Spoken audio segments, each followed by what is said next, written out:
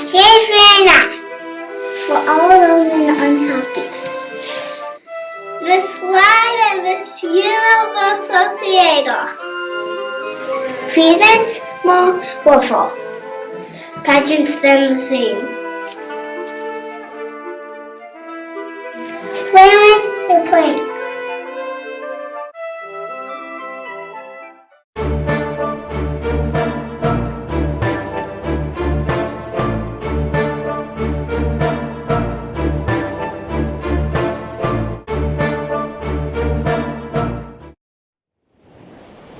Prospero, a mighty sorcerer, with the help of his bright servant Ariel, conjures a tempest to capture Alonzo, and with the help of his entourage, Alonzo is the king of Naples, and with the help of Prospero's evil-blooded Antonio, overthrew Prospero, banished him from Utah.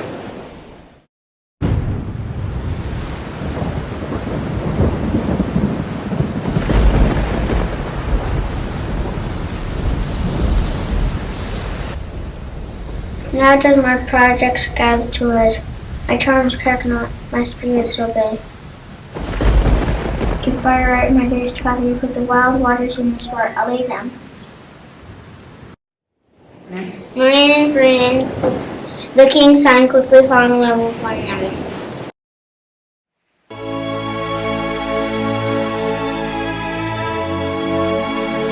I would not wish any other companion the whole wide world but you. The very instant I saw you, did my heart fly to your service. Meanwhile, another one of Prospero's servants, an islander named Caliban, brought in to kill Prospero with Alonzo's buckler and court jester, the following tribute. Within this half hour will he be asleep? Wilt thou destroy him then?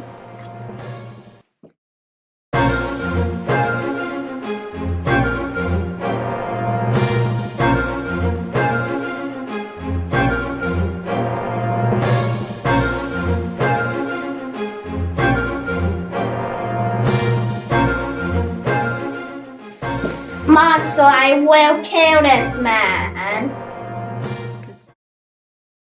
Luckily, Ariel follows the assassination plot that she then brings Alonzo and the captives before them.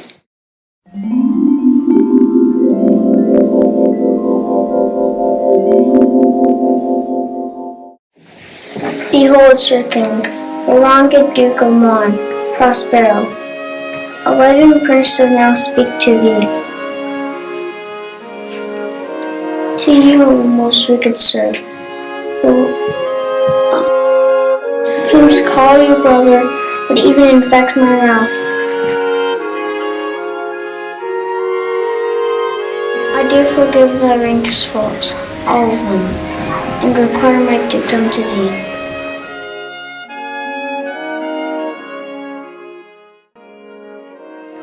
King Alonzo gives the dukedom back to the wronged Prospero and blesses the marriage of Ferdinand and Miranda.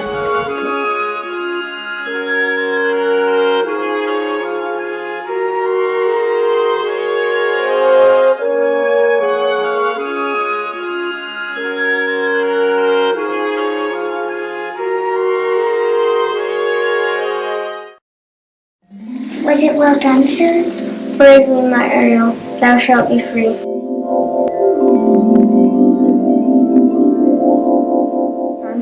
Now my charms are all overthrown, and what strength I have's mine own.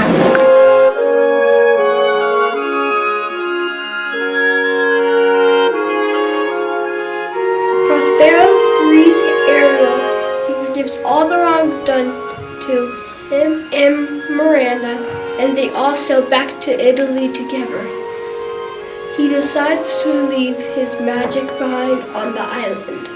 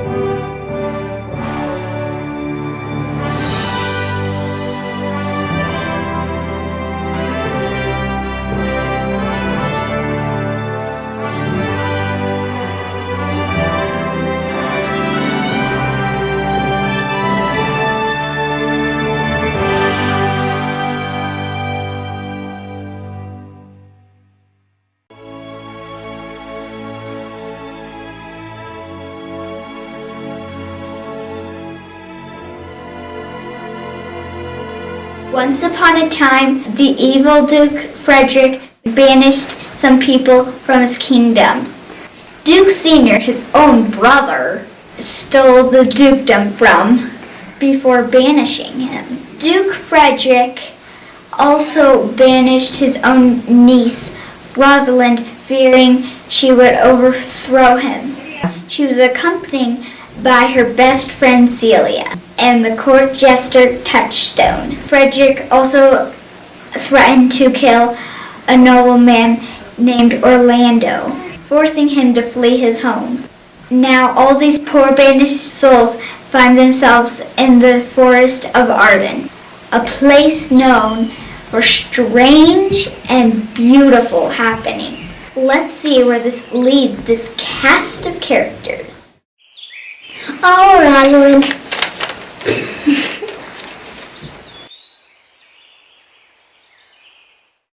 You see, Orlando and Rosalind met each other at a wrestling match.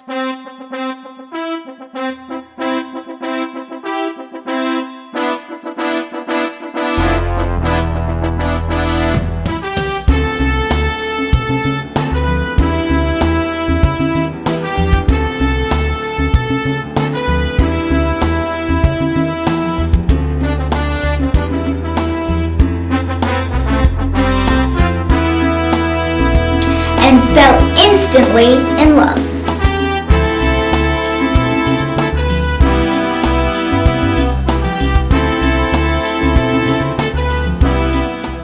Now Orlando is bent on finding her and confessing his love. What he doesn't know is Rosalind dressed herself as a boy named Ganymede. In order to buy some property in the forest, she decides to use her disguise to test Orlando's love. There is no true love in the forest, but are you so much in love as your rhymes speak? Neither rhyme nor reason can express how much. Love is merely madness, yet I profess curing it by counsel. Have you ever cured in your soul? I will cure you if you but call me Rosalind, and come every day to my house and woo. Now with the faith of my love I will. Orlando agrees to Rosalind's plan. He will visit Ganymede every day and practices wooing skills on him as if he were the real Rosalind. That way Rosalind in disguise can make certain that Orlando's love for her is real. A few days later, Orlando is late for one of their meetings, and this makes Rosalind very insulted. How say you now? Is it not past 2 o'clock? I warrant you with pure love and troubled brain, he has gone forth to sleep. Good morrow, fair ones. He sent me hither, stranger as I am, to tell this story and excuse his broken promise. I would I were at home. Good sir, go with us. And then something unexpected happens. Oliver, who is Orlando's sour older brother, is attempting to track down Orlando and punish him for running away. But then he falls asleep under a tree and is almost killed by a snake and a lion. Orlando saves his brother, but injures his arm in the process, and that is why he missed his meeting with Ganymede. Just as fast as Orlando and Rosalind fell in love, Celia and Oliver fell in love too. And it makes Oliver a changed man. I smell a double wedding in the air. But first, Rosalind must reveal her true identity to Orlando. Now she knows he is a truly noble fellow. I know you are a gentleman of good conceit. I say I am a magician. Therefore, put you in your best array, for you shall be married tomorrow, in Rosalind, if you will.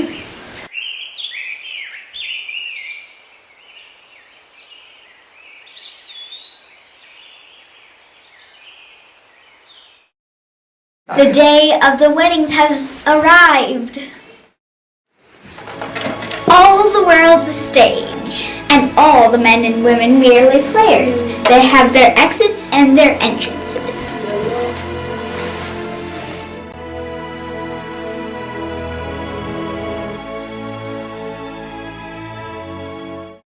As it turns out, Orlando has befriended the banished Duke Sr., so the Duke presides over the wedding, anxious to be reunited with his daughter. And while you aren't looking, Touchstone got engaged to a nice country gal. Yeehaw! Woohoo! The end.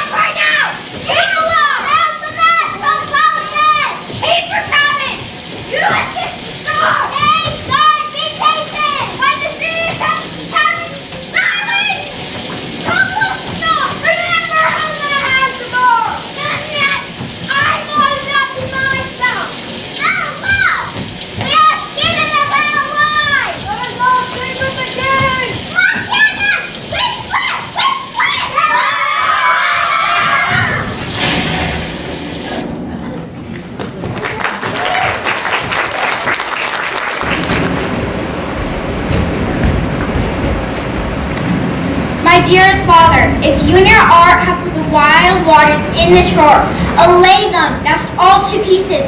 Poor souls, they perished. Be collected. Tell your pitying heart there is no harm done. I have done nothing but care for my daughter. Her ignorant of who you really are and where we come from.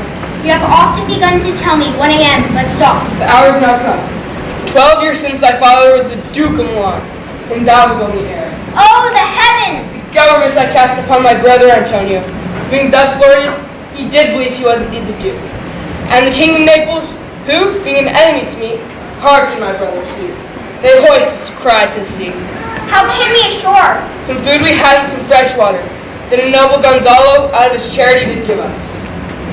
I pray you, sir, for still 'tis beating in my mind your reason for raising this sea storm. Fortune hath mine enemies brought to the shore. Here, see some more reflections. Now I'm inclined to sleep. Give it way. Approach, my Ariel, come. Oh, hail, great master, bright so pale. I come to answer thy best pleasure, be it to fly, to swim, to dive into the fire, to ride on the curled clouds, to thy strong bidding task. Ariel, and all her quality. Hast thou prepared to perform the tempest that I bade thee? To every article, as Lord of the king's ship, now on the beak, now on the waist, the deck, in every cabin I flamed amazement. Sometimes else divide and burn in many places. The topmast, the yards, and the bowsprit did I flame distinction. The meat and join, Jove's lightnings, precursors of the dreadful thunderclaps, or momentary, in sight outrunning or not. The fire and cracks of sulphurous roar, the most mighty Neptune, seemed to besiege and make his bold waves tremble, yea, his dread trident shake. My brave spirit. But are they safe, Ariel? Not a hair perished, but was a standing guard without a blemish, but fresher than before. And as thou waitest me, in troops, I have dispersed them among the islands. The king's son had landed by himself, who were left cooling of the air with sighs, in an odd angle of the isle, and sitting, his arms in this sad moat. Ariel, thy charge exactly as performed. But there's more work. Is there more toil? Since thou hast given me pains, let me remember thee what thou hast promised, which is not yet performed to me. How now, Moody? Wouldst thou canst demand? My liberty. Hast thou forgot what a torment I did free you from? I do not forget, sir. I was enslaved by the foul witch Sycorax, and after she died by Caliban, her son. A dull thing, I now keep in service. When I ride to free you, your groans did make the wolves howl. Pardon, master. I will be correspondent to command and to do my spiriting gently. Do so, and after 2 days, I will discharge thee. Thanks, my noble master. What shall I do? Say what shall I do? Go, make thyself an nymph of the sea. Be subject to no sight but thine and mine, invisible to every eyeball else. Go, take the shape and hither commit. Go, hence with diligence. My lord, it shall be done. Awake, your heart, awake. The strangest of your story put a heaviness in me. Shake it up. Let's go, this is Caliban, my slave. 'Tis a villain, sir. I do not love to look on. And he does make our fire and fetch our wood. What ho, Caliban, come forth, tortoise. A southwest wind blow on you and blister you all over. When you first came here to my island, you made much of me, gave me water with berries in it, and then I loved you and showed you all the qualities of my island. Cursed be that I did so. Now I am chained to this hard rock. Thou most lying slave, I treated you with human kindness, so you showed violence in me and my child. Go hence, fetch us fuel and be quick. The red plague raging for leering me your language.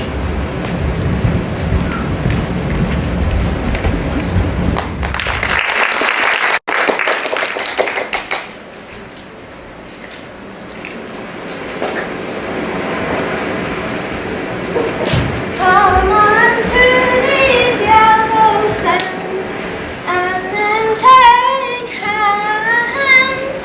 Proceed when you have kissed the wild waves mist. Footed featly here and there, and sweet sprites the burden bear. Hark, hark, the watchdogs bark. Hark, hark, I hear the strain of strange chanting, cry cock-a-diddle loud. Where should this music be? In the air or the earth? Full 755 thunder lies, of his bones are coral made. Those are pearls that were his eyes, nothing of him flesh doth make. But doth suffer us he change into something rich and strange. See nymphs hourly ring his knell. Hark, now I hear them ding dong bell. What is it? A spirit? How looks about? I might call it a thing divine. Oh, you wonder, be a maid or a goddess? No wonder, sir, but certainly a maid. Vile language, heavens. Alack for mercy. Myself from Naples, with mine eyes beheld the king my father reckoned. I'll make thee the queen of Naples. At first sight, you shoot the eyes of love. Delicate Ariel, I'll set you free for this.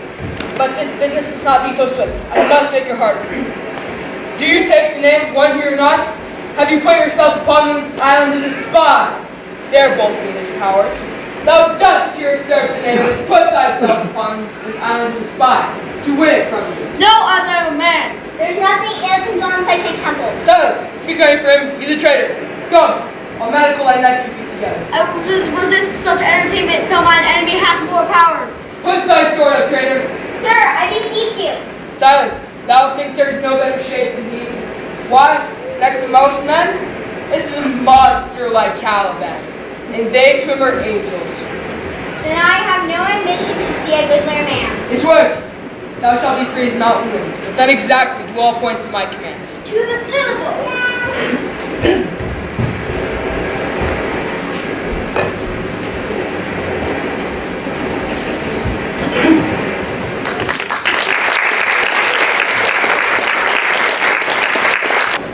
Here is everything we need for our life. How washed the glass looks. Methinks our garments are now as fresh as when we put them on. At The marriage of the king's fair daughter Clarabelle to the king of Denise. You crammed these words into my ears. My son is lost. Sir, he may live. I saw him beat the surges under him and ride upon their backs. I do not doubt he came alive to land. No, he's gone. We have lost your son, I fear, for the fault's your own. My lord Sebastian, the truth you speak doth last so gentlemen. Very well. It is foul weather in us all, good sir, when you are cloudy. Pity no more. Thou dost sound nothing to me.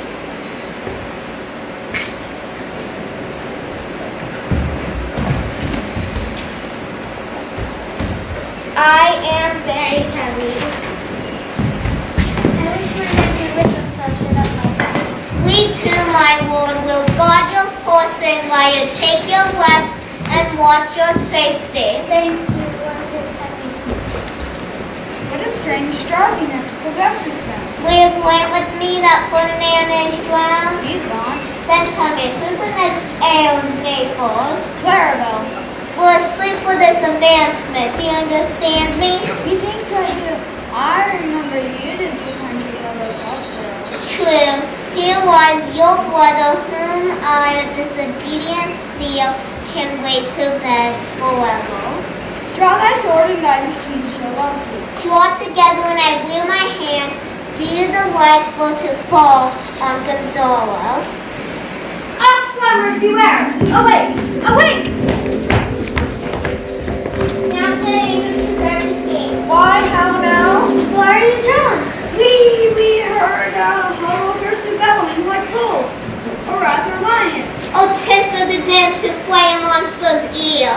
Heard you this, Gonzalo? I heard a humming which did awake me. It is best we stand upon our guard. Lead off this ground and let's make further search for the poor son. Prospero, my lord, shall know what I have done.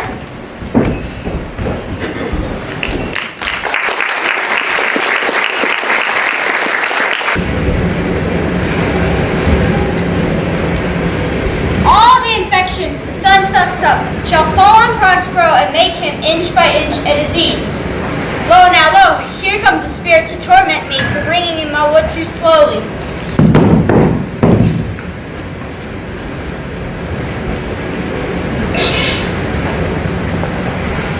What have we here?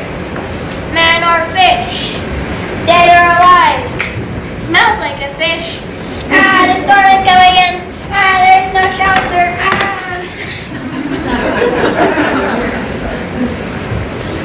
I shall murmur to sea, here shall I die ashore. Do not torment me. Oh, What's the matter? Have we devils here? the spirit torments me.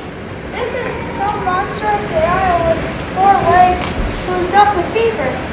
I can tame him and bring him to Naples. He's a present for any emperor. Do not torment me, prithee. I'll bring my wood home faster. He's in a fit now. I should know that voice. It should be, but Stefano is drowned. Don't offend me. 4 legs and 2 voices? Stefano, you are killed. These be fine things, if they be not sprites. How did thou escape? I swam ashore like a duck. I'll show thee best springs. I'll pluck thee best berries. I'll fish for thee and get thee wood enough. A plague upon the track I'll serve. I'll follow thee. Most ridiculous monster. I pray thee lead the way without any more talking. Ben, Caliban has a new master, freedom. Hayday, freedom. The brave monster, lead the way.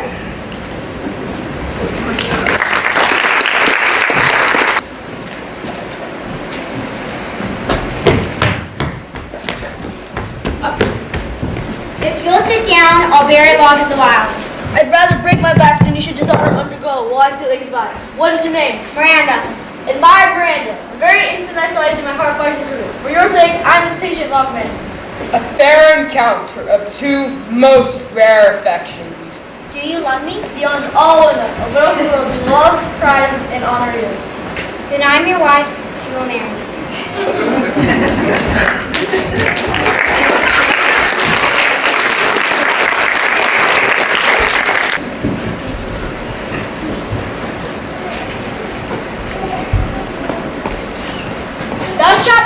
the island, and I'll serve thee.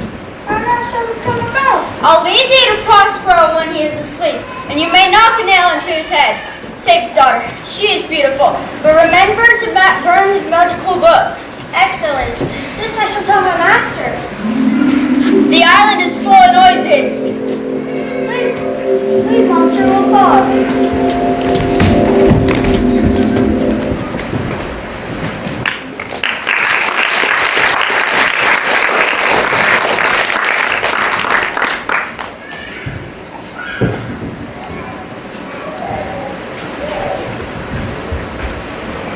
I can't go no further. My old bones ache. Oh Lord, sit down and rest. John is straight body. I am right glad that he's so out of hope. The next advantage we will take tonight.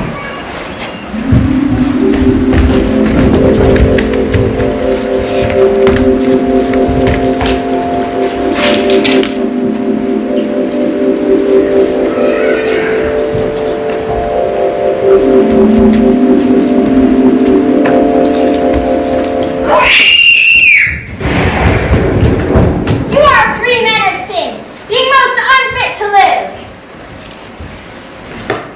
Fools, your swords are now too massy for your strengths. You three criminal laws supplant good Prospero and have incensed the seas. Few of thy son-in-laws, they have bereft. Lingering perdition attend you in your ways.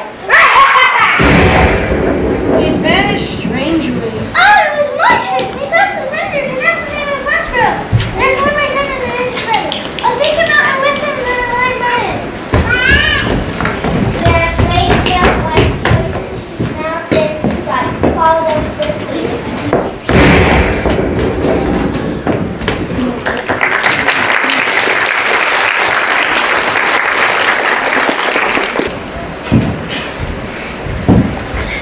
Say, Ferdinand, I have punished you as a trial for that love for my daughter.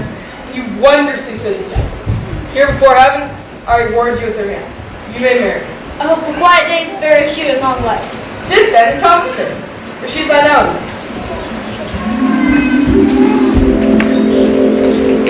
I am Juno, queen of the sky. On our adventures, marriage, blessings, long distance, and amassing. Hourly joys be still upon you. Juno sings her blessings on you.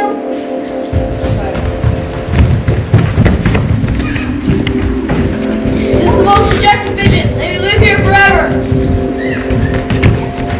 I had forgot that foul conspiracy against my life by that beast Caliban and his confederates. Never to this day saw I my father so touched with anger. Our rebels now are ended. These spirits are melted into the air, into thin air. The wonders of this world all will fade, like the insubstantial pageant leaving nothing behind. We are such stuff as dreams are made on, and our little life is drowned in the sea. Go, be cheerful, rest, and wait for me. We wish you peace.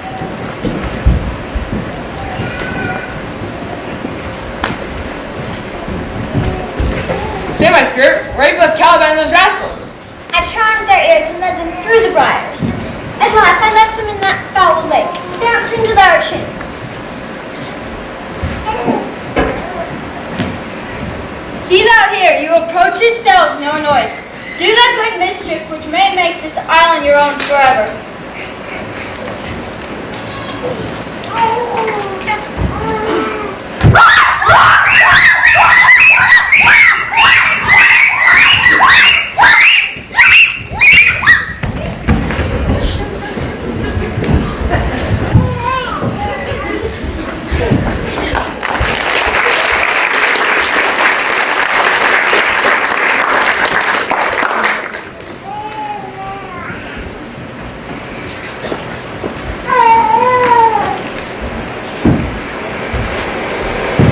My spirit, how fares the king and his followers?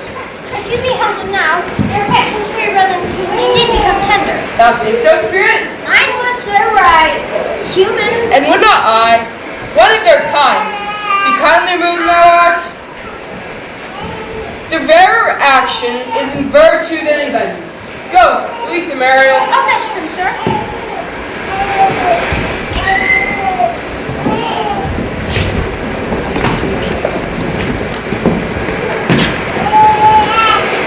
none of them that can help me now would yet. Go, fetch the cloak and sword myself. Quickly, spirit, thou shalt soon be free.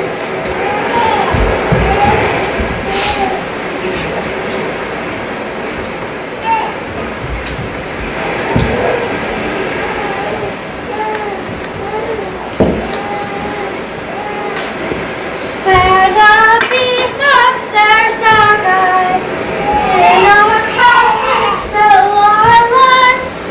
There on a couch when owls do cry, on the bird's back I do fly.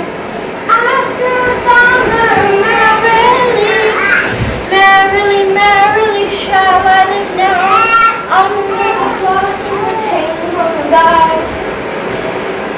Behold, Sir King, the wronged Duke of Milan, Prospero. To thee and thy company, I bid a hearty welcome.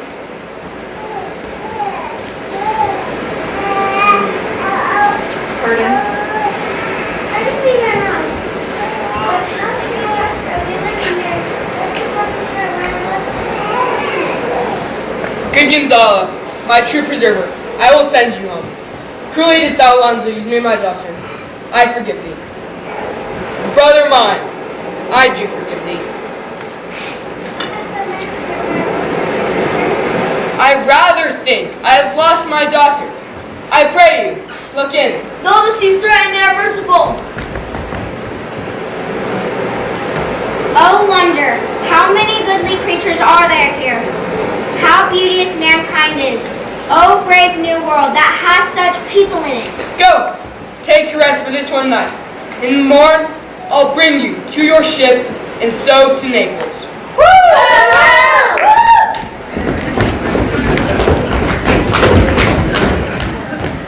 My Ariel, be free and fare thou well.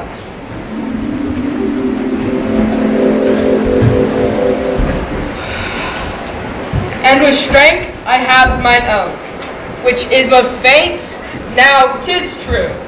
But release me from my bands, with the help of your good hands. Gentle breath of yours my sails must fill, or else my project fails.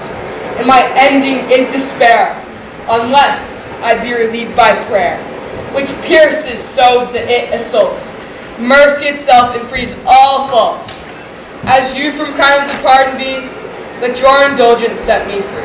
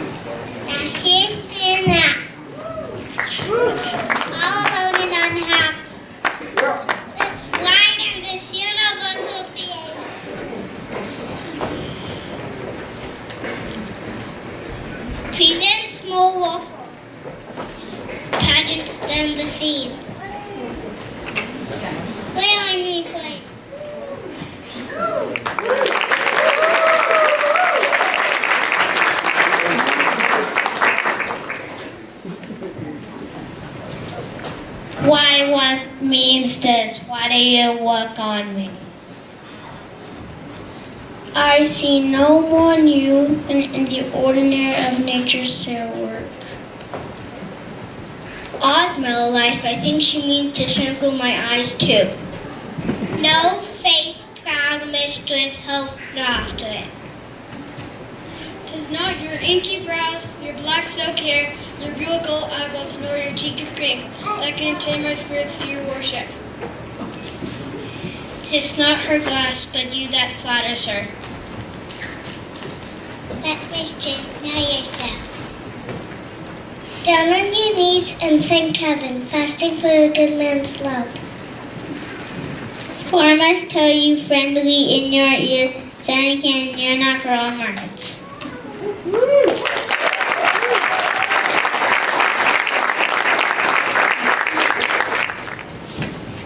Our revels now are ended.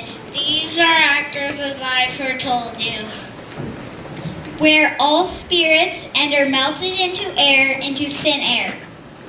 And like the basis fabrics of this vision, the solemn temples, the great globe itself. All which it inherit shall dissolve. And like the sun's insubstantial pageant faded, leave not a wrack behind. We are such stuff as dreams are made on, and our little life is rounded with a sleep.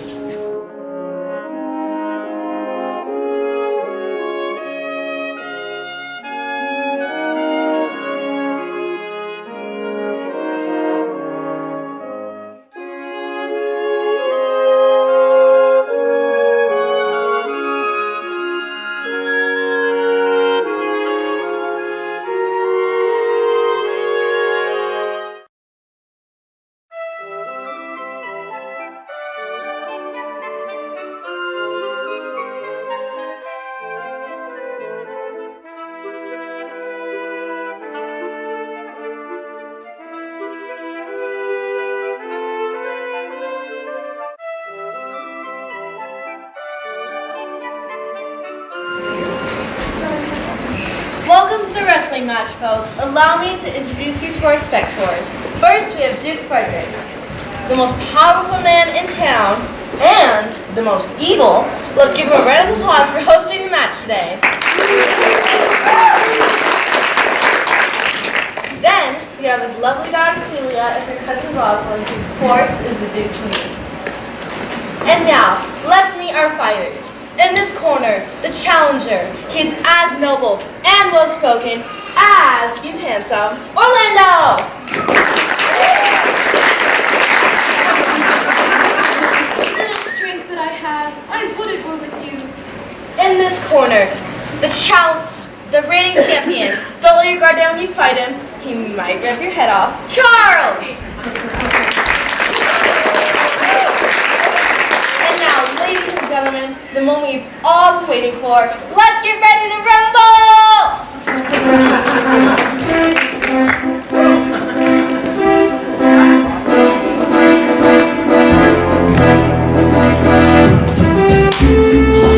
1, 2, 3, 4. I declare on war.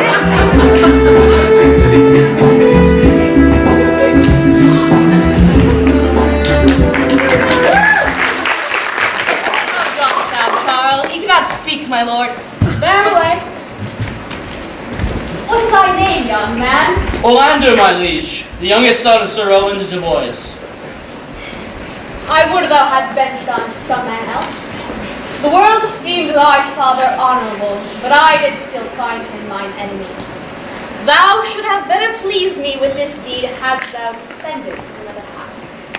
But fare thee well, thou art of gallantry. I would thou hadst told me of another father. Were I my father, cuz? Would I do this? I am more proud to be Sir Rowland's son, his youngest son. I will not change that calling to be adopted heir to Frederick. My father loved Sir Rowland as his soul, and all the world was of my father's mind. Gentle cousin, let us go thank him and encourage him. My father's rough and envious disposition sticks me at heart. Sir, you have exceeded all promise. Gentleman, wear this for me.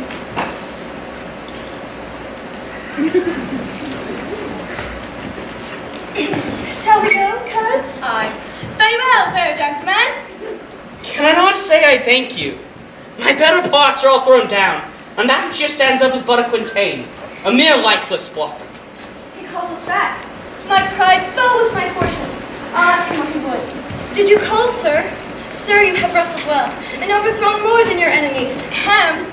Will you go, cuz? Very well. What passion hangs these weights upon my tongue? I cannot speak to her. It's yours conference. Oh, poor Orlando, thou art overthrown. Good sir, I do entreat your counsel to leave this place, albeit it is with high commendation, true applause and love, yet such is now the Duke's condition that he misintrudes all that you have done. I thank you, sir. And pray you tell me this. Which of the two was daughter of the Duke that here was at the resting? Neither his daughter, if you judge my manners. But yet, indeed, the smaller was his daughter, the other was daughter to the banished Duke, and here detained by her usurping uncle. To keep his daughter company, whose loves are greater than natural bond of sisters. But I tell you that, of late, this Duke hath taken displeasure against the gentle niece, grounded upon no other arguments, but that the people praise her for her virtues, and pity her for her good father's sake. And on my life, his malice against the lady will suddenly break forth. But sir, fare you well. Thus was I from the smoke to the smother, from a tyrant's Duke unto a tyrant's brother. But heavenly Rosalind,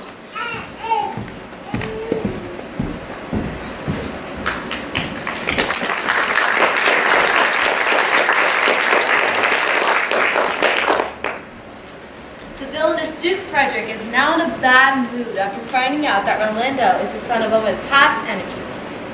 He's also angry that that the townspeople praise Rosalind's many virtues and feel bad for her father, Duke Sr., who Frederick banished from town after stealing the dukedom. He did that to his own brother, people.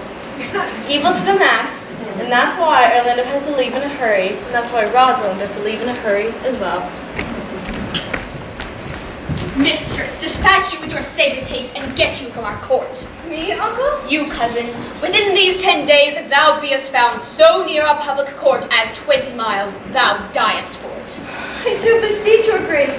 Let the knowledge of my fault bear with me. Never so much as in a thought unborn did I offend your highness. Thus do all traitors. Let it suffice thee that I trust thee not.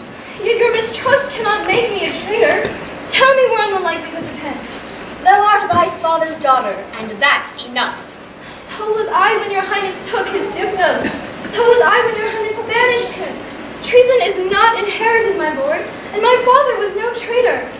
Then, good my liege, mistake me not so much to think my poverty is treacherous. Dear sovereign, hear me speak! I, Celia, we stayed her for your sake. Else had she with her father breaking July. I did not then entreat to have her stay. It was for your pleasure and your own remorse. I was too young that time to value her. But now I know her. If she be a traitor, why, so am I. She is too subtle for thee. Her very silence and her patience speak to the people, and they pity her. Thou art a fool. She robs thee of thy name, and thou wilt appear more bright and seem more virtuous when she is gone. Firm and irrevocable is my doom which I have cast upon her. She is banished. Pronounce that sentence then, on me, my liege. I cannot live out of her company. Thou art a fool. You, niece, provide for yourself, and if you outstay the time, upon mine honor and in the greatness of my word, you die. Oh, my poor Rosalind, whither wilt thou go? Wilt thou change fathers? I will give thee mine. Let my father seek another heir. Devise with me how we may fly, whither to go, and what to bear with us. And do not seek to take your charge upon you. To bear your griefs yourself, and leave me out. I'll go along with thee. Why, whither shall we go? To seek your father in the forest of Arden. Alas, what a danger will it be to us, maids as we are, to travel forth so far? Beauty provoketh thieves sooner than gold. I will put myself in poor mean attire, and with a kind of umber smirch my face. Belike to you, so we shall pass along and never stir assailants. Were it not better that because I am more than common tall, that it did suit me all points like a man? What shall I call thee when thou art a man? I'll have no worse name than Job's own page. Therefore, look, you call me Ganymede. But what will you be called? Something that hath a reference to my estate. No longer Celia, but Aliena. But, cousin, what if we essayed to steal the clownish fool out of your father's court? Would he not be a comfort to our travellers? Touchstone will go along with the wide road with me. Leave me alone to him. Let's away and get our jewels and wealth together. Devise the fittest time and safest way to hide from the pursuit that would be made after my flight. Now we leave in content. To liberty and not to banishment.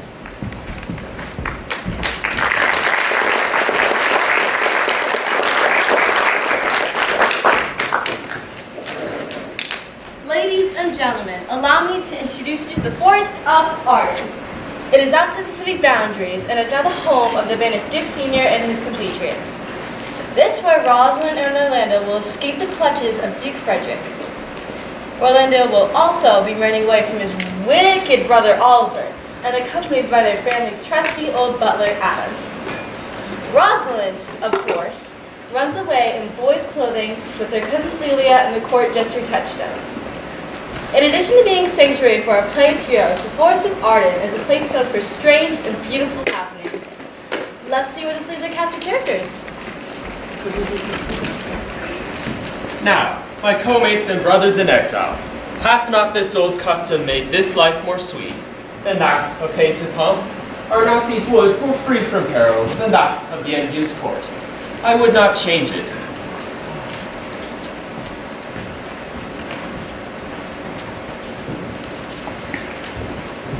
Can it be possible that no man saw them? It cannot be. Some villains of my court are consent to sufferance in this. I cannot hear of any that did see her. The ladies, her attendants of her chambers, saw her bed. In the morning early, they found the bed untreasured of their mistress. The roynish clown, at summum oft, the grace was wont to laugh, is also missing. The princess's gentleman confesses that she secretly overheard your daughter and her cousin much commend the parts and graces of the wrestler that did but lately foil the sinewy Charles, and she believes wherever they have gone, that youth is sure in their company. Send for his brother. Fetch that gallant hither. And if he be absent, bring him to me. I'll make it find him. Do this suddenly, and let not search and inquisition fail to bring again these foolish runaways.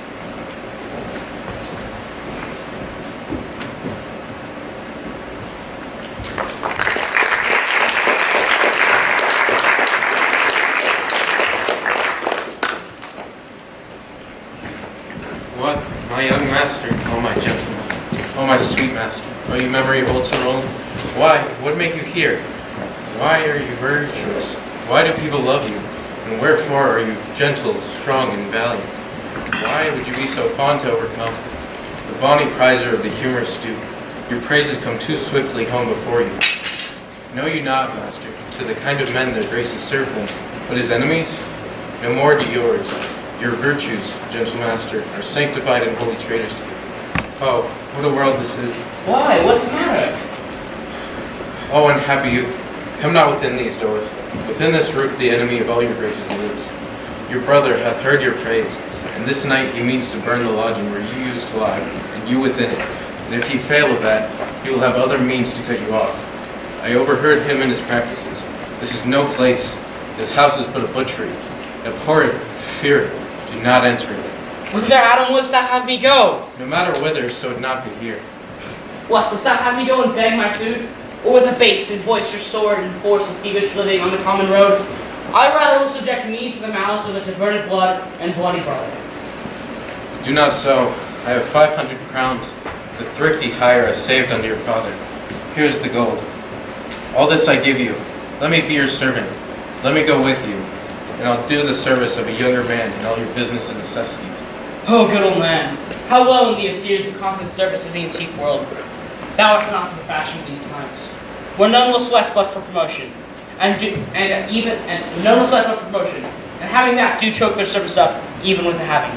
It is not so with thee. Poor man, come thy ways, we'll go on together, and ere we have thy youthful wages spent, life upon some settled little content. Master, go on, and I will follow thee, to the last gasp with truth and loyalty. From 17 years, almost fourscore, Here lived I, but live here no more. Almost 17 years. Many their fortunes seek, but at fourscore it is too late to weep. Yet fortune cannot recompense me better than to die well and not my master's death.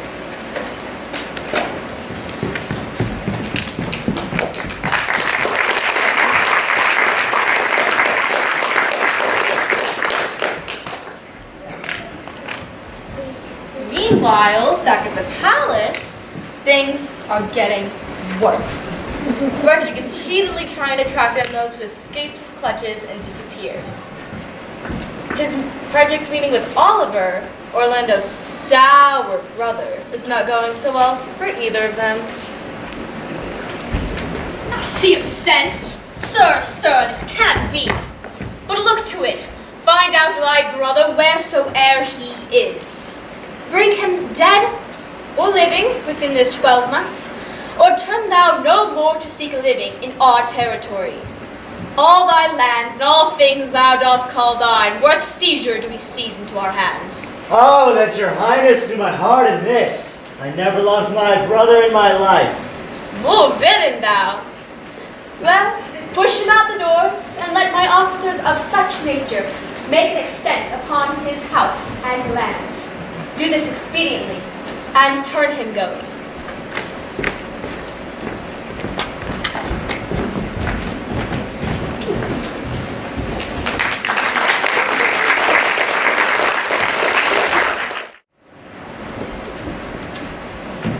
Oh, Jupiter, how weary are my spirits! I care not for my spirits if my life is not weary. I could find it in my heart to disgrace my man's apparel, and to cry like a woman, but I must comfort the weaker vessel, as doublet and hose ought show itself courageous to petticoat. Therefore courage, good Eileen. I pray you bear with me. I can go no further. For my part, I'd rather bear with you than bury you, for I should bear no cross if I did bury you, for I think you have no money in your purse.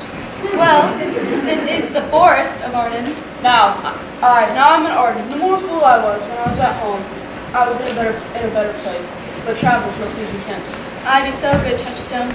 Look you, who comes here? A young man and an old in solemn talk. That is the way to make her scorn you still. Oh, Corin, thou knewest how I do love her. I partly guess, for I have loved it now.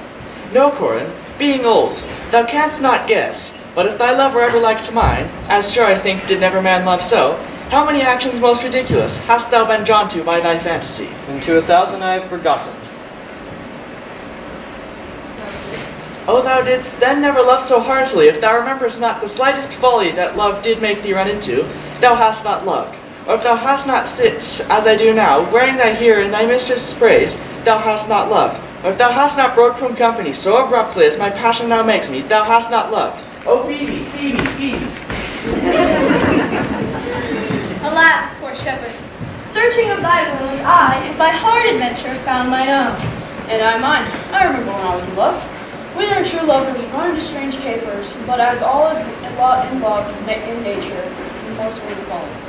Thou speakest wiser than thou art ware of. Nay, I shall be near my own wit till I break my shins against her. Jove, Jove, this shepherd's passion is much upon my fashion. And mine, but it grows something still. I pray you, when have you questioned yon man if heap gold give us any food? I begged almost to death. Boy, Cloud. Peace, fool, he's not thy kinsman. Who calls? You're better, sir. Else they are very wretched. Peace. Good even to you, friend. And to you, gentle sir, and to you all.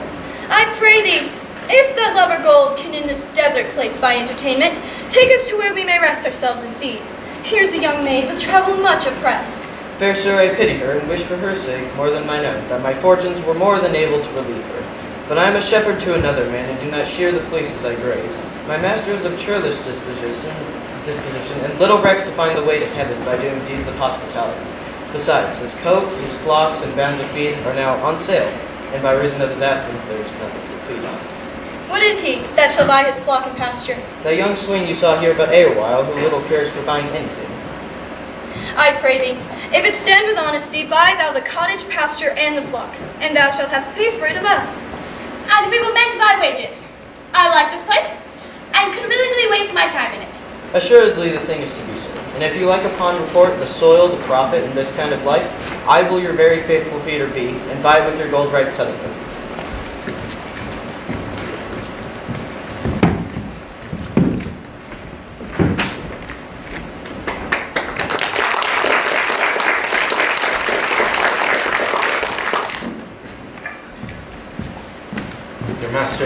can go no further.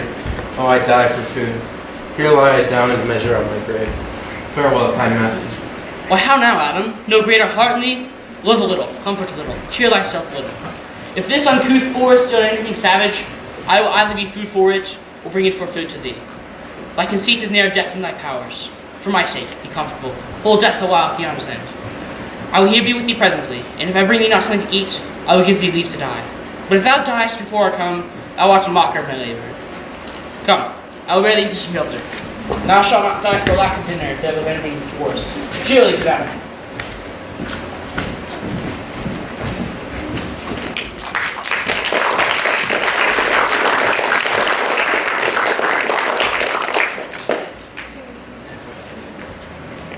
I think he be transformed into a beast, for I can nowhere find him. He's like a man. My lord, he is, but now gone hence. Here he was merry hearing of song. I would speak with him. Why? How now? What? You look merrily. A fool! A fool! I'm a fool in the forest. A miserable world, as I do live by food, I'm a fool, who laid him down and basked him in the sun, and railed on Lady Fortune in good terms, in good set terms, and yet a motley fool. And when I heard the motley moral thus, my lungs began to crow like chanticleer, that fools should be so deep contemplative. And I laughed Stan's intermission, an hour by his dial. No worthy fool. What fool is this? Oh, noble fool, one that hath been a courtier, and in his brain, which is as dry as the remainder biscuit after a voyage, he hath strange places crammed with observation, the which he vents in mangled forms. Oh, that I were a fool. Thou shalt have one. It is my only suit. Give me leave to speak my mind, and I will through and through cleanse the foul body of the infected world, if they will patiently receive my medicine. But who comes here? Forbear, and eat no more. Why, I have eaten none yet. Nor shalt not, till necessity be served. Art thou thus emboldened, man, or by thy crude despiser of good manners, that in civility seem'st thou so empty? You touched my veins first. The thorny point of bare distress hath taken from me any show of smooth civility. But forbear, I say. He dies that touches any of his fruits till I and my affairs are answered. What would you have? I almost die for food, and let me have it. Sit down, and welcome to our table. Speak you so gently. Pardon me, I pray you. I thought that all things had been savage here. Therefore put I on the countenance of stern commandment. I blush, and hide my sword. There is an old poor man who after many a weary step is oppressed with two weak evils, age and hunger. Till he be first sufficed, I will not touch it. Go, find him out, and we will nothing waste until you return. I thank ye, and be blessed for your good comforts. Welcome. Set down your venerable burden and let him feed. Thank you. So how do you mean? I scarce can speak to thank you for myself. Thou seest we are not all alone unhappy. This wide and universal theatre presents more hopeful pageants than the scene wherein we play. All the world's a stage, and all the men and women merely players. They have their exits and their entrances, and one man in his time plays many parts, the act being 7 ages. At first, the infant mewling and puking in the nurse's arms. Then the whining schoolboy with satchel and shining morning face, creeping like snail, unwillingly to school. Then the lover, sighing like furnace with a woeful ballad made to his mistress's eyebrow. Then a soldier, full of strange oaths, bearded like the pard, jealous in honor, sudden and quick in quarrel, seeking the bubble of reputation, even in the cannon's mouth. Then a justice, with fair round belly and good capon lined, eyes severe and beard of former cut, full of wise saws and modern instances. And so he plays his part. The 6th age shifts into the lean and slippered pantaloon, spectacles on nose, pouch on side, his youthful hose well saved, a world too wide for his shrunk shape, and his big manly voice turning again toward childish trebles, pipes and whistles in his sounds. last scene of all that ends this strange, eventful history is second childishness and mere oblivion. Sans eyes, sans teeth, sans taste, sans everything.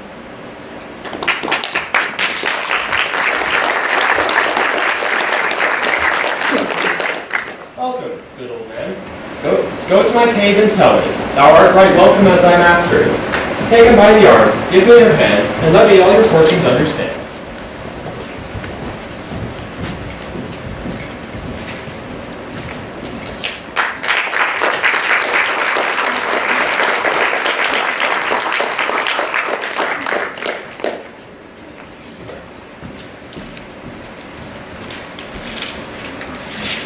Hang there, my verse, in witness of my love. O Rosalind, these trees shall be my books, and in their box my thoughts all character. That every eye which in this forest looks shall see thy virtue witnessed everywhere. Run, run, Orlando, carve on every tree the fair, the chaste, the unexpressive she.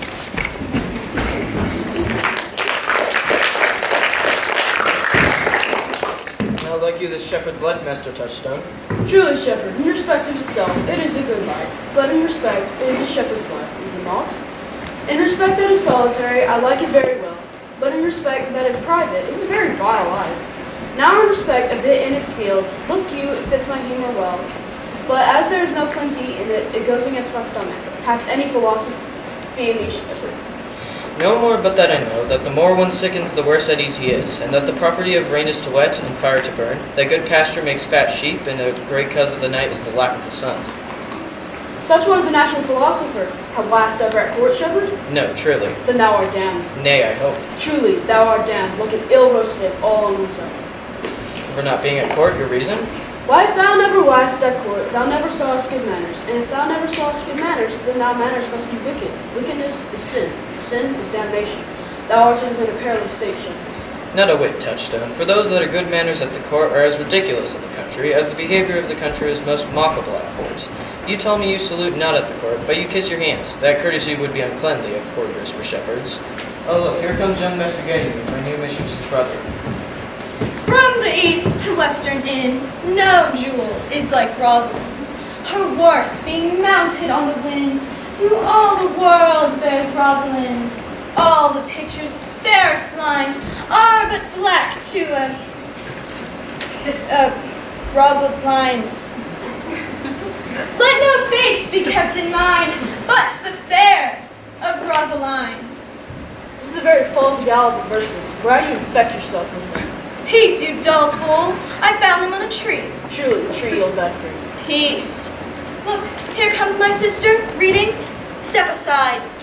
Upon the fairest boughs, or at every sentence end, will I, Rosalind, write, teaching all that read to know the quintessence of every sprite. Heaven would in little show, therefore heaven nature charged, that one body should be filled with all graces, wide and large. Heaven would that she this gift should have, and I to live and die her slave. Oh, most gentle Jupiter! Now, back, friends. Shepherd, go off with him. Go with him. Sirrah.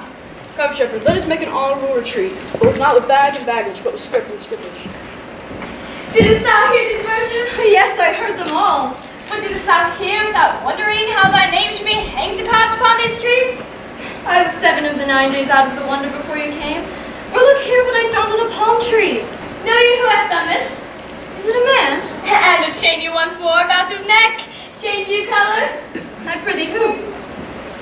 Nay, I prithee now, with most petitionary vehemence, tell me who it is. Oh, wonderful, wonderful, most wonderful, wonderful.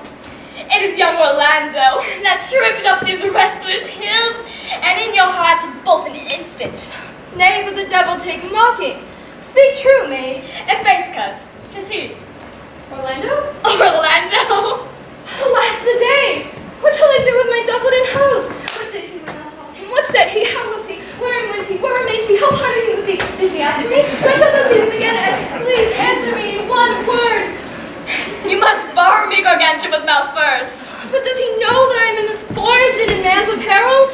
Looks he as freshly as the day he wrestled? I found him. under a tree, like a dropped acorn. It may as well be called Job's tree when it drops forth such fruit. Give me audience, good madam. Proceed. There lay he, stretched along like a wounded knight, though it be pity to see such a sight, it well becomes the ground. He was furnished like a hunter. Ominous, he comes to kill my heart. I would sing my song without a burden. Thou bringest me out of tune. Do you not know I am a woman? When I think, I must speak. Sweet, say on. You bring me out. Stop, comes he not here? 'Tis he. Slink by, and note him. I thank you for your company. But, good faith, I had as lief had been myself alone. And so would I, but yet, for fashion's sake, I thank you too for your society. God bless you. Let's meet as little as we can. I do desire to meet better strangers.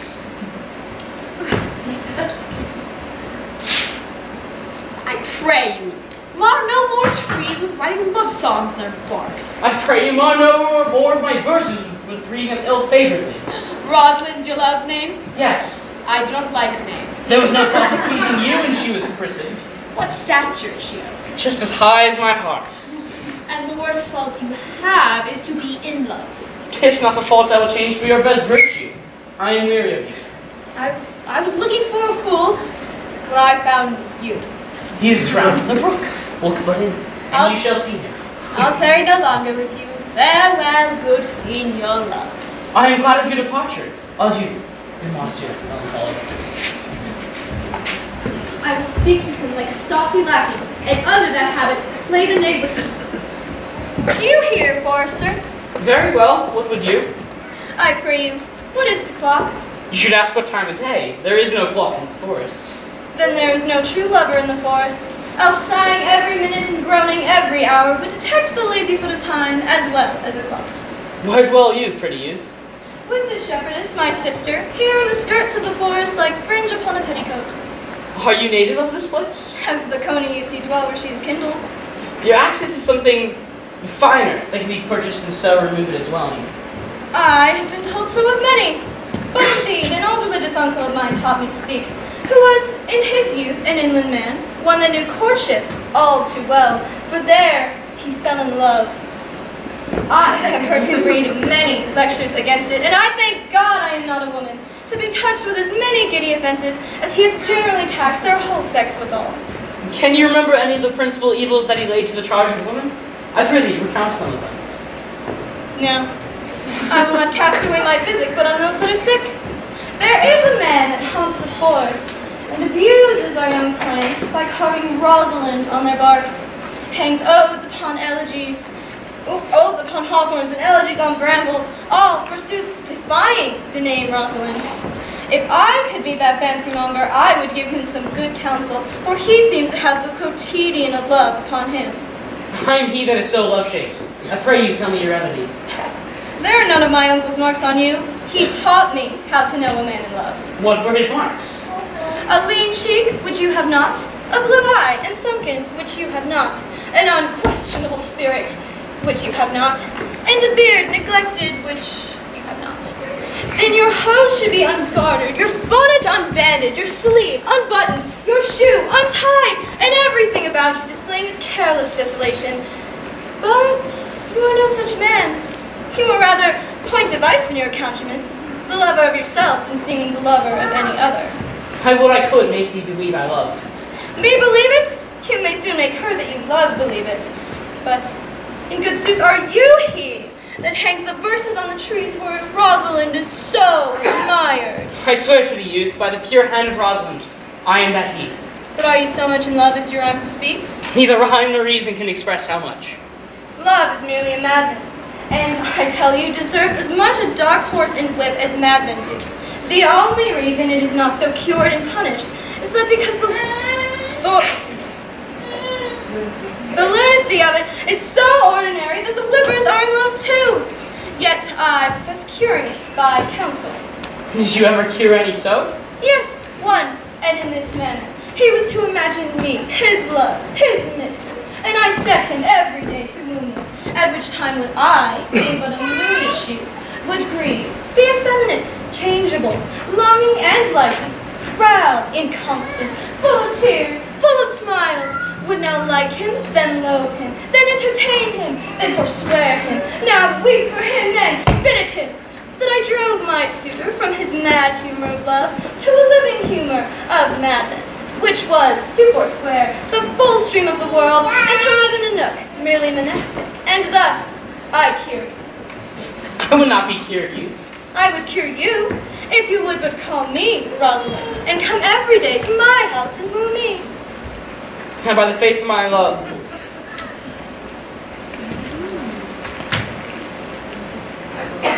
now by the faith of my love, I will.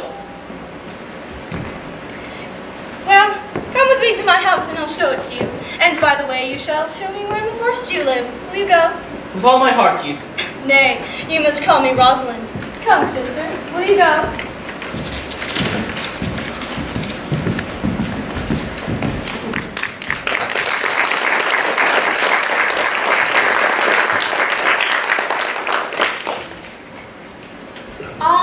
Love. It makes people do such strange things. Orlando's posted love poems for Rosalind at a bunch of trees in the forest.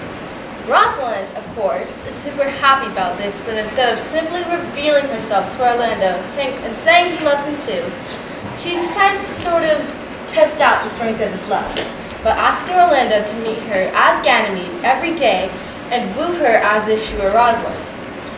Which she is. But Orlando doesn't know that yet. Only in theater, folks. Meanwhile, in another part of the forest, Silvius, the young ecstatic shepherd that you met earlier, is attempting to woo a sure shepherdess who does not love him back. This sounds like a job for the mighty Rosalind. Or Ganymede. Yep, it's confusing.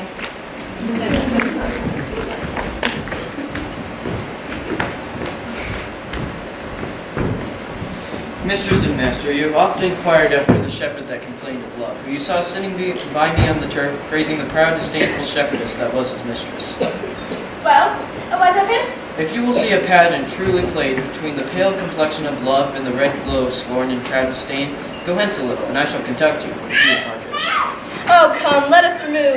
The sight of lovers feedeth those in love. Bring us to the sight, and you shall say I'll prove a busy actor in their play.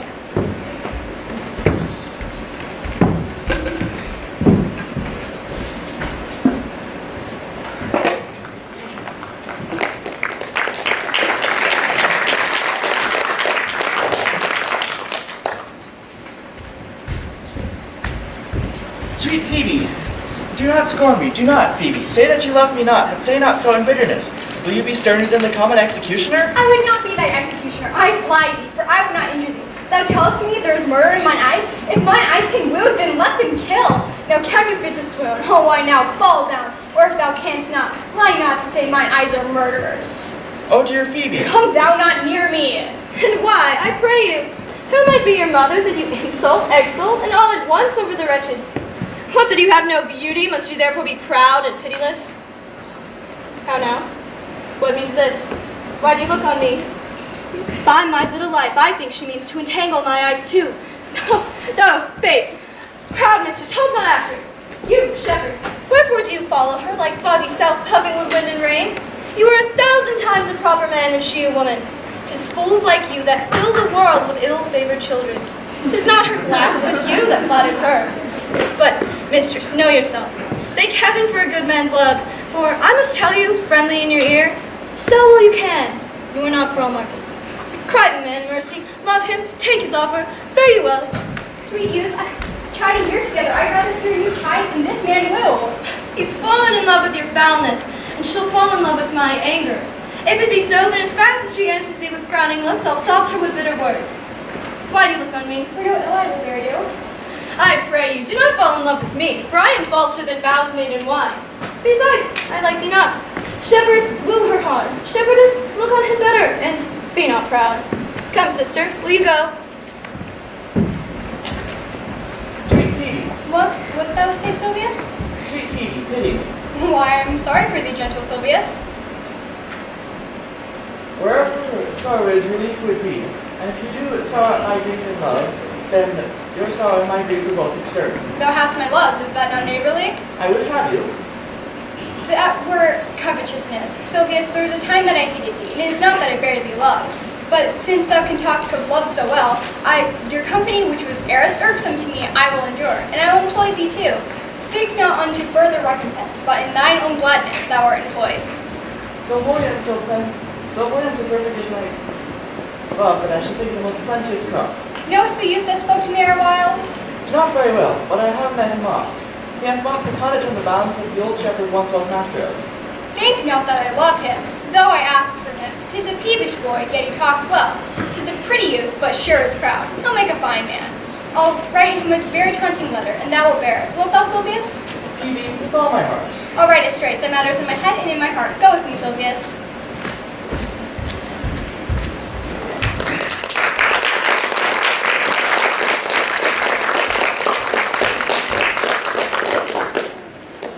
As I said, love makes people do strange things. Later that day, at 1 o'clock in the afternoon, Orlando was scheduled to meet Ganymede and woo him as if he were Rosalind. It is now past 2 o'clock. Orlando is over an hour late. How see you now? Is it not past 2 o'clock? And here much, Orlando. I warrant you, with pure love and troubled brain, he has ta'en his bow and arrow, and gone forth to sleep.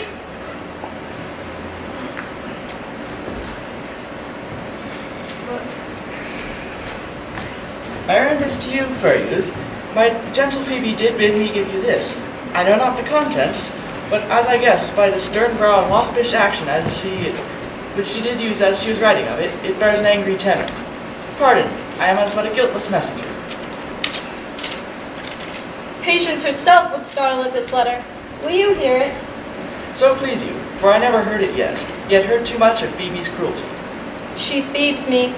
Mark how the tyrant writes. Art thou God to shepherd turn, that a maiden's heart hath burned, whiles the eyes of man did woo me, that could do no vengeance to me, whiles you chide me I did love. He that brings this love to thee little knows this love in me, and by him seal up thy mind, whether that thy youth and kind will the faithful offer take of me and all that I can make. Alas, poor shepherd, do you pity him? No, he deserves no pity.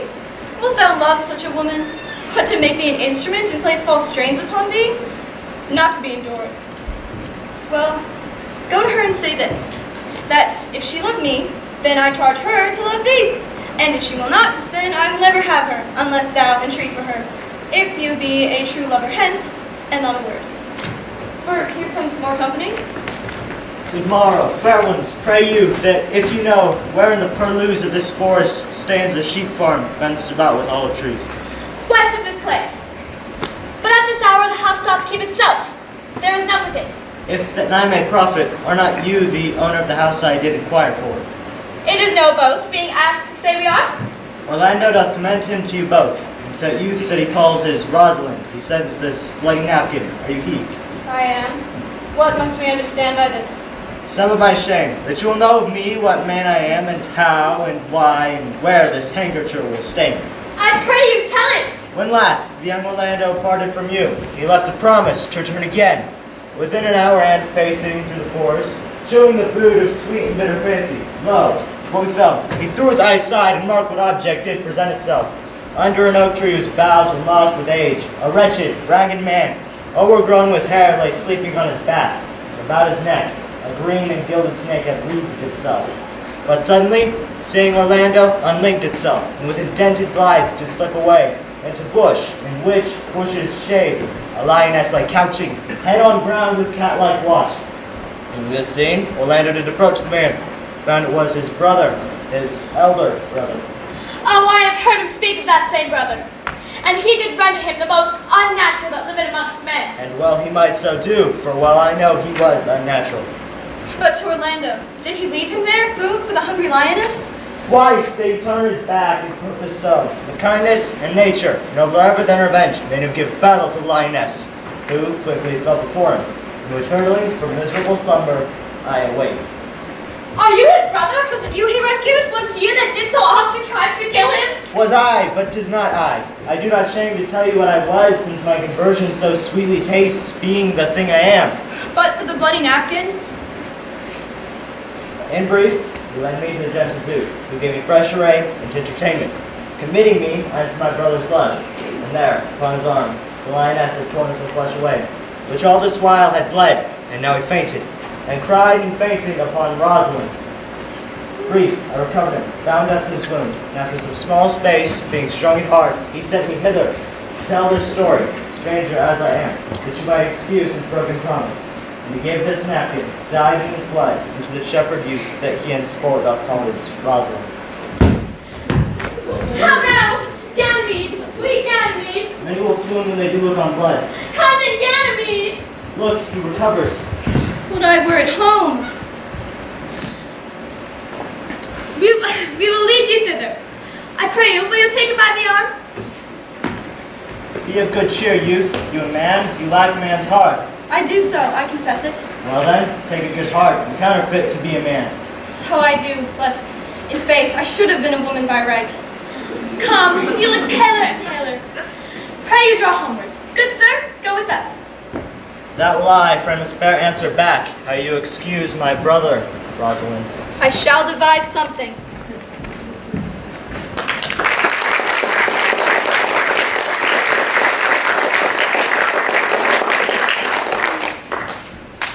So the noble Orlando missed his date with the noble Rosalind because he was nobly saving his brother from a snake and a lion. All in a day's work.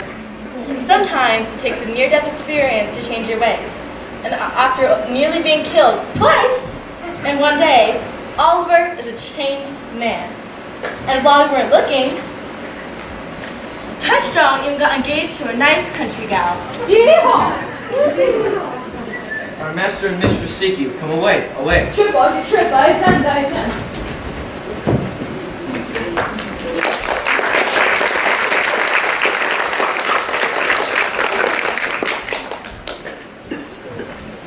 Is it possible that on so little acquaintance you should like her? That but seeing you should love her, and loving woo, and wooing she should grant? Neither call the gaintiness of it in question, a small acquaintance, my son wooing, nor her son consenting. But say with me, I love Aliena. Say with her, she loves me.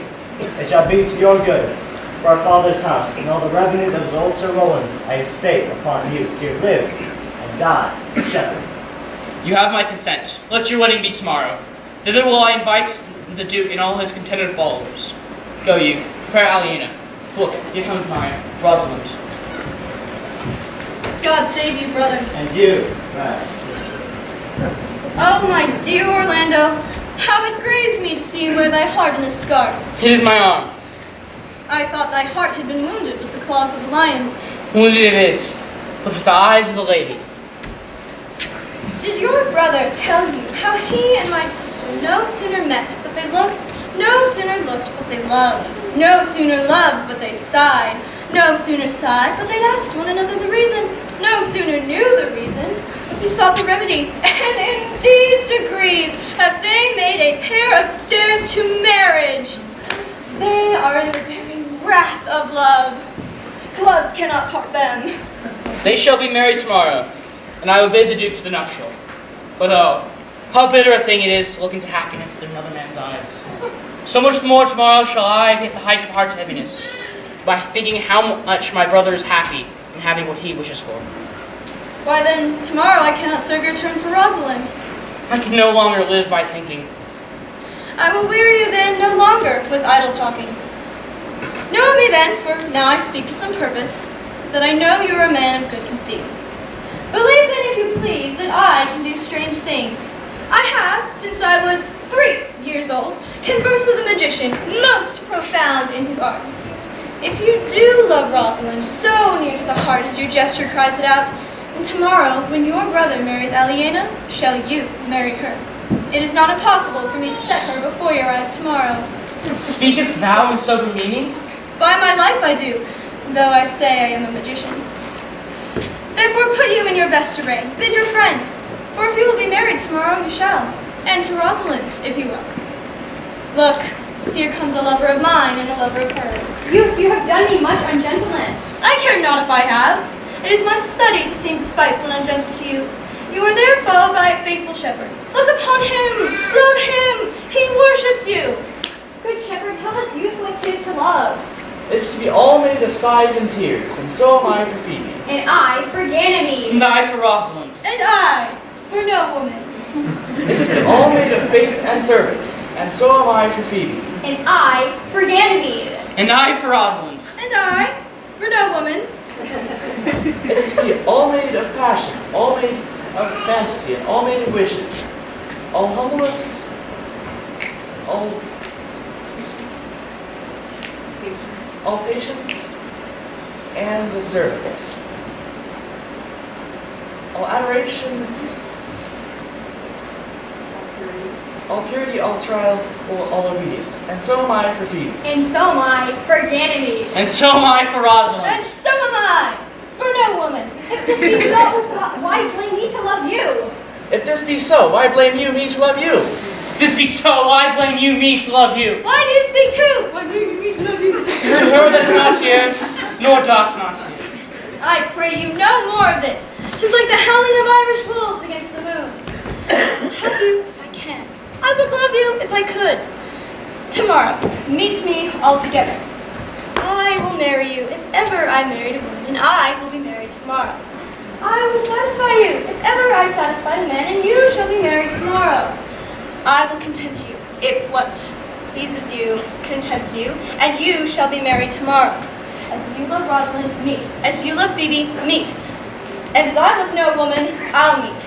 So, very well, I have given you commands. I'll not fail if I live. Nor I. Nor I.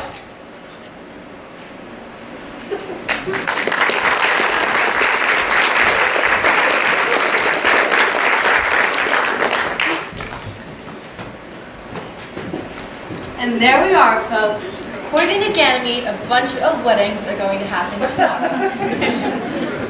Come apace, good Audrey. I'll fetch up your goods. Audrey, how are you? I'm the man yet. Don't listen to what you pretend to. Your features, Lord warn us. What features? I am here with thee and thy goods, as the most useless poet. I do not know what poetical is. Is it an honest deed or word? Is it a true thing? Tomorrow is a joyful day, Audrey. Tomorrow you will be married. Oh, I do desire it with all my heart. Including that one. And it is the next day. That is the magic of the ardent forest and the magic of theater.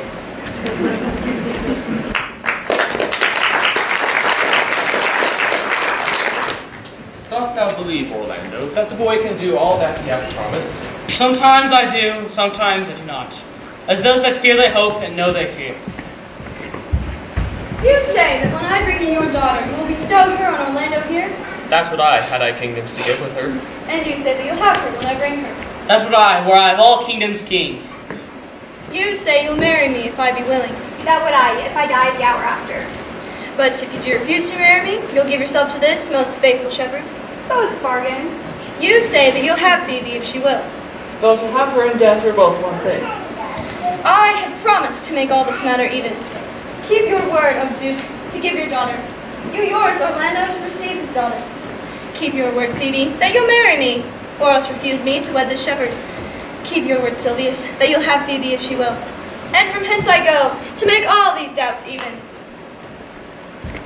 I do remember in this shepherd boy some lively touches of my daughter's favor. My lord, the first time I ever saw him, methought he was brother to your daughter. But, my good lord, the boy is forest-born, and hath been tutored in the rudiments of many desperate studies by his uncle, whom he reports to be a great magician, obscured in the circle of this forest. Another flood has come toward, and these couples are coming to the ark. Here comes a pair of very strange beasts, which in all tongues are called fools. Salutations and greetings to you all. Good my lord, bid him welcome. This is the mildly-minded gentleman I have so often met in the forest. If any man doubt that, let him put me in purgation. I have trod a measure. I have flattered a lady. I have been smooth with my enemy, politic with my friend. I have undone 3 tailors, had 4 quarrels, and like to have fought one. Good my lord, like this fellow. I like him very well. God yield you, sir. I desire you the like. At present here amongst the country's capital, to swear and forswear according to marriage workers. He is very swift and sententious. According to Fool's Bolt, sir.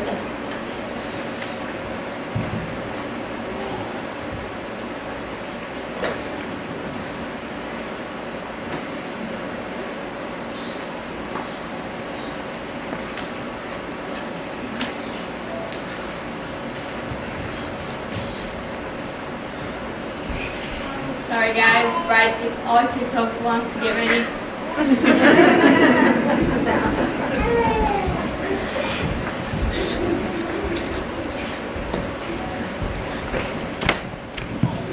Good Duke, receive thy daughter. To you I give myself, for I am yours. To you I give myself, for I am yours. If there be truth in sight, you are my daughter. If there be truth in sight, you are my Rosalind. Sight and shape be true, and my true love do. I'll have no father if you be not he. I'll have no husband if you be not he. Nor ne'er wed a woman if you be not she. O my dear niece, welcome thou art to me, and my daughter in no less degree. I will not eat my word, thou art mine. Thy faith, thy fancy, to thee doth combine. Let me have audience for a word or two. I am the second son of old Sir Roland that bring these tidings to his fair assembly. Duke Frederick, hearing how that every day men of great worth, having resorted to his force, address the mighty power that will unfold, purposely to take his brother here and put him to the sword. So to the skirts of this wild wood he came, where, meeting with an old religious man, after some question, was converted both from his enterprise and from the world. His crown bequeathing to his banished brother here, in all their lands restored to them that were with him exiled. This to be true, I do engage my life. Welcome, young man. Thou offerest fairly to thy brother's wedding.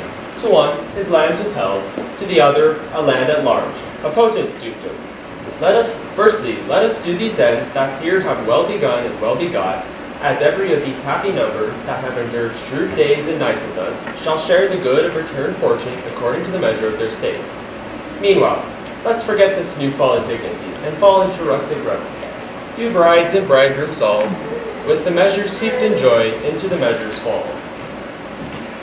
If, sir, if by your patience, if I heard you rightly, the Duke Frederick hath put on a religious life and thrown into neglect the pompous court. He hath. To him why, out of these convertits there is much to be heard and learned. You to your former honor I bequeath. Your patience and your virtue well deserves it. You to true love your faith doth merit. And you to land, and your love, and great allies. You to a long and well-deserved love, and you to wrangling. So all you to your pleasures, I am for other than dancing measures. Stay, Jockey, stay. To see no pastime I. Proceed, proceed. Let us do these rites, as I am sure they will end in true delights. Let us come. And they all live happily ever after, folks. Order has good the power of ardent forest even melted the icy heart of the villain. Order has been restored, and good hath triumphed over evil. And now, Excuse me, friend, may I? It is not the fashion to see the lady the epilogue, yet it is no more unhandsome than to see the lord the prologue. 'Tis true that a good play needs no epilogue, yet good plays are proven better with the help of good epilogues. I am not furnished like a beggar, therefore to beg will not become of me. My way is to conjure you, and I'll begin with the women. I charge you, O women, for the love you bear to men, to like as much of this play as please you. And I charge you, O men, for the love you bear to women, as I perceive by your simpering none of you hates them, that between you and the women the play might please. If I were a woman, I would kiss as many of you that had beards that pleased me, complexions that liked me, and breasts that I defied not.